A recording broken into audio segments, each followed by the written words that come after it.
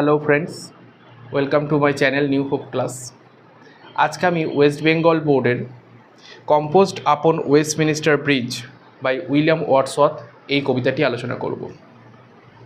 তো কবিতাটি শুরু করার আগে কবিতাটির ব্যাকগ্রাউন্ড এবং সেটিংসটা একটু জেনে নেওয়া দরকার। কবিতাটি কম্পোজড করা হয়েছিল 1802-তে।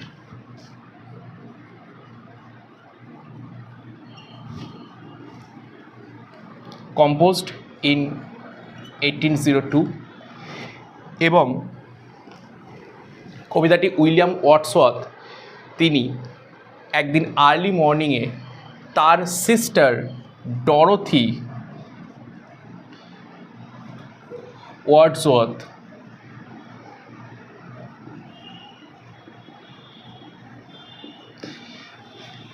উইলিয়াম ওয়ার্ডসওয়ার্থ তার সিস্টার ডরোথি ওয়ার্ডসওয়ার্থের সাথে একটি হর্স রিডেন কোচে করে তিনি ফ্রান্সের উদ্দেশ্যে যাচ্ছিলেন। হি ওয়াজ গোয়িং টু ফ্রান্স। সেই ফ্রান্সে যাওয়ার পথে, ফ্রান্সে যাচ্ছিলেন ইন দ্য সেন্স হয়তো তিনি বন্দরে যাচ্ছিলেন, সেখান থেকে তিনি শিপে করে বা সেই সময়কার ওয়াটার ট্রান্সপোর্ট করে তিনি হয়তো ফ্রান্সে যেতেন। তো যখন তিনি হর্স রিডেন কোচে করে ওয়েস্টমিনিস্টার ব্রিজটাকে ক্রস করছেন, ওয়েস্টমিনিস্টার ব্রিজ লন্ডনের একটি বিখ্যাত ব্রিজ, তো সেটি যখন তিনি ক্রস করছিলেন তখন তিনি লন্ডনের ওয়েস্টমিনিস্টার ব্রিজ থেকে লন্ডন শহরের সৌন্দর্য উপভোগ করেছিলেন। He enjoyed the beauty of the city London. এবং তিনি তার সিস্টার ডরোথি ওয়ার্ডসওয়ার্থের সাথে এই পোয়েমটি কম্পোজ করেছিলেন, যেটির নাম কম্পোজড আপন ওয়েস্টমিনিস্টার ব্রিজ। তো কবিতাটি শুরু হচ্ছে এইভাবে: আর্থ has not anything to show more fear. পৃথিবীর কাছে এর চেয়ে সুন্দর আর কিছু শো করার মতো নেই। আমরা জানি আমাদের কাছে যা কিছু সুন্দর থাকে আমরা সেগুলো শো করতে চাই। তো পৃথিবীর কাছে লন্ডন শহর একটা ম্যানমেড সিটি, একটা প্ল্যান্ড সিটি। এই লন্ডন শহর থেকে আর কিছু সুন্দর নেই যেটা পৃথিবী শো করাতে পারে বা শো করতে পারে।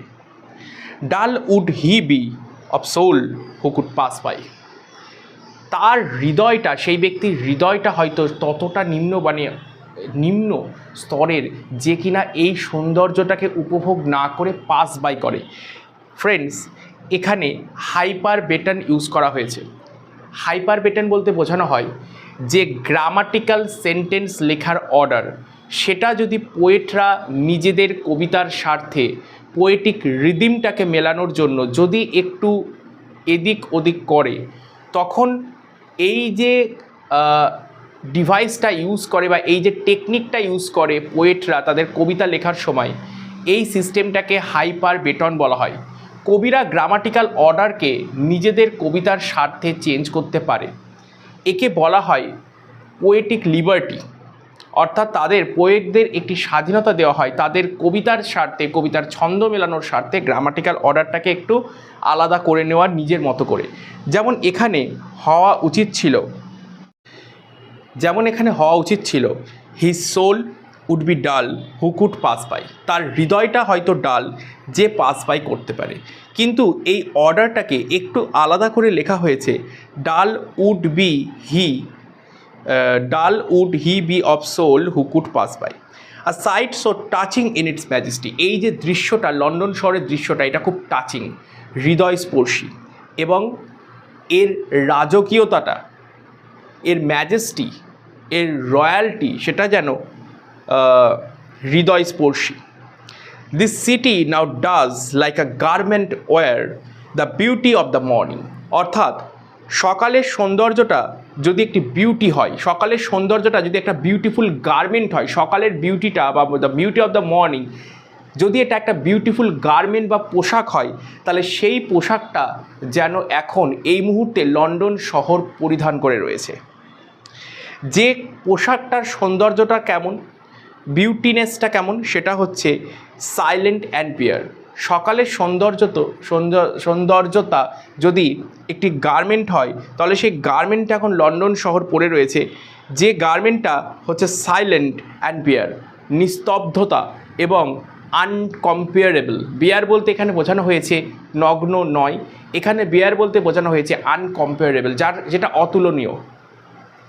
Ships, towers, domes, theatre and temples lie, যেন এখনও সমস্ত ship, towers, domes, theatre and temples lie open on to the fields and to the sky, অর্থাৎ খোলা প্রান্তরে বা খোলা আকাশের নিচে যেন এখনও জাহাজ, টাওয়ার, ডোমস অর্থাৎ এখানে চার্চের গম্বুজকে মিন করা হয়েছে, সেন্ট পল ক্যাথিড্রাল চার্চের গম্বুজকে মিন করা হয়েছে, থিয়েটার মানে প্রেক্ষাগৃহ এবং টেম্পল মানে মন্দির, এরা যেন খোলা প্রান্তরে বা খোলা আকাশের নিচে এখনও ঘুমিয়ে রয়েছে, তারা এখনও ঘুমাচ্ছে, তারা এখনও যেন শুয়ে রয়েছে। এখানে কবি পার্সনিফিকেশন ইউজ করেছেন। এখানে যে ফিগার অফ স্পিচটাকে ইউজ করা হয়েছে that is personification.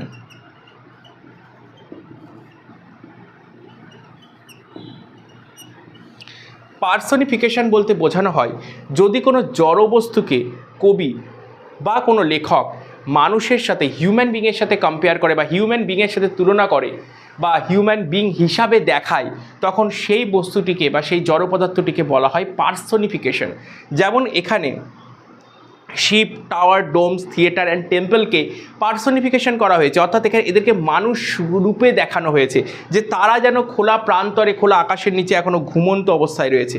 All bright and glittering in the smokeless air, এবং এই সব কিছু অর্থাৎ এই ship, tower, domes, theatre, temple এরা যেন সব কিছু ঝলমল করছে, উজ্জ্বলভাবে গ্লিটার করছে, ঝলমল করছে ইন দ্য স্মোকলেস এয়ারে, অর্থাৎ ধোঁয়াহীন বাতাসে।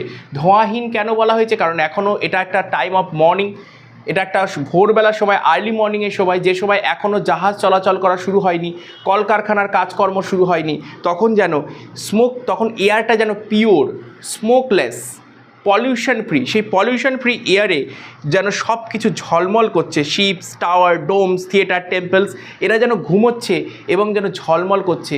কোথায় না খোলা প্রান্তরে এবং খোলা আকাশের নিচে। Never did I sun more beautifully steep in the first splendour valley rock and hill, never did the sun more beautifully steep, যেন আমি সূর্যকে এত সুন্দরভাবে উদিত হতে কখনো দেখিনি আগে।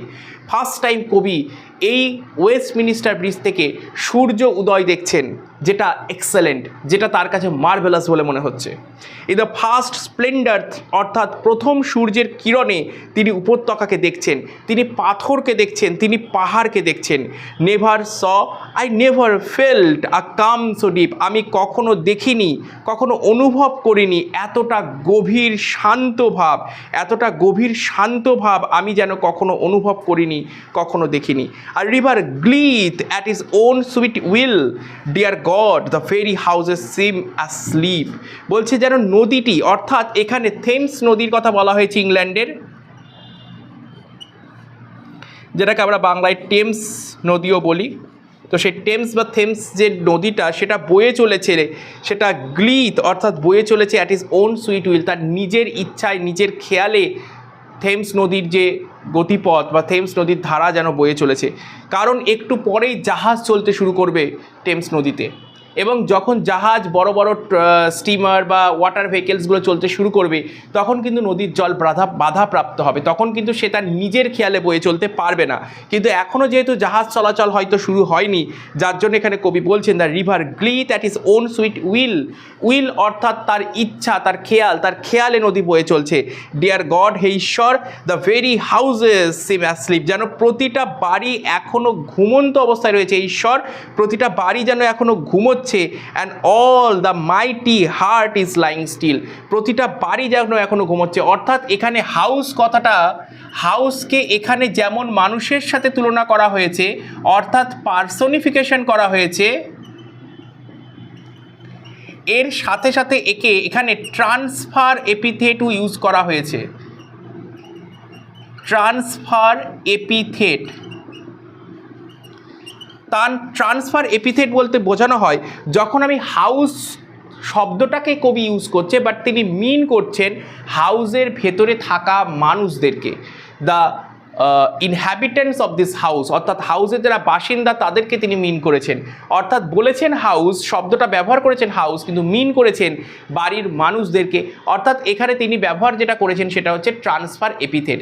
যদি কবিতায় একটি বস্তু বা একটা বিশেষ কিছু বলা হয় কিন্তু মিন করা হয় একটা অন্য কিছুকে, তখন সেখানে সেই ফিগার অফ স্পিচটাকে, সেই কাব্যিক অলঙ্কারকে ইংলিশে ট্রান্সফার এপিথেট বলা হয়। এবং এই হাউসটাতে কিন্তু পার্সনিফিকেশনও করা হয়েছে। অর্থাৎ এখানে যেহেতু বলা হয়েছে বাড়িটি ঘুমোচ্ছে, বাড়ি তো ঘুমোতে পারে না, মানুষ ঘুমোয়, তাহলে এখানে কিন্তু হাউসটাকে পার্সনিফিকেশনও কিন্তু ইউজ করা হয়েছে এই শব্দটিতে। And all the mighty heart is lying still, এবং ইংল্যান্ডের সমস্ত মাইটি হার্ট তারাও যেন এখনও ঘুমোচ্ছে। এখানেও একটা ট্রান্সফার এপিথেট আমরা দেখতে পেলাম। এখানে মাইটি হার্ট বলতে বোঝানো হয়েছে দ্য পিপল অফ লন্ডন, অর্থাৎ লন্ডন শহরের মানুষদেরকে বোঝানো হয়েছে।